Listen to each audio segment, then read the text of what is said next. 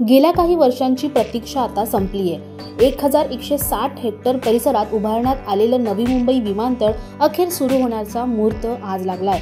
या विमानतळाचं उद्घाटन पंतप्रधान नरेंद्र मोदींच्या हस्ते आज होणार आहे।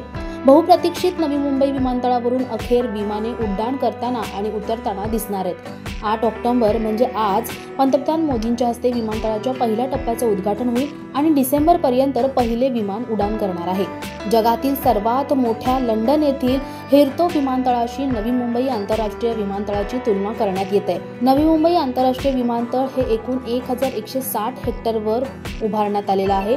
तसेच नवी मुंबई आंतरराष्ट्रीय विमानतळ ह्याच्यात 2 रनवे असणार आहेत। पॅसेंजर आणि कार्गो अशा दोन्ही सुविधा नवी मुंबई आंतरराष्ट्रीय विमानतळावर आहेत। नवी मुंबई आंतरराष्ट्रीय विमानतळ 350 एअरक्राफ्ट पार्किंगची सुविधा देण्यात आली आहे। नवी मुंबई आंतरराष्ट्रीय विमानतळ पर्यावरण पूरक असेल, तसेच हरित ऊर्जेचा वापर आणि जलसंधारण यावर विशेष भर देण्यात आलाय।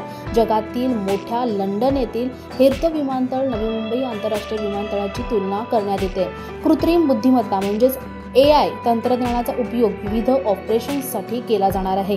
तसेच टर्मिनलमध्ये डिजिटल आर्टच्या माध्यमातून भारतीय संस्कृतीचं दर्शन करण्यात येणार आहे।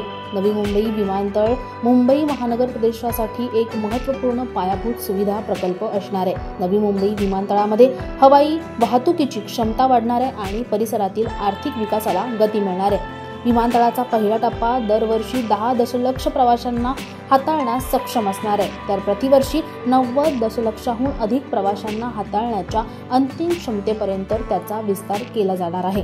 अशा पद्धतीने आज मोदींच्या हस्ते या विमानतळाचं उद्घाटन झाल्याच्या नंतर आपल्याला इथून प्रवास करणं अधिक सोयीस्कर जाणार आहे अशी अपेक्षा व्यक्त करूया।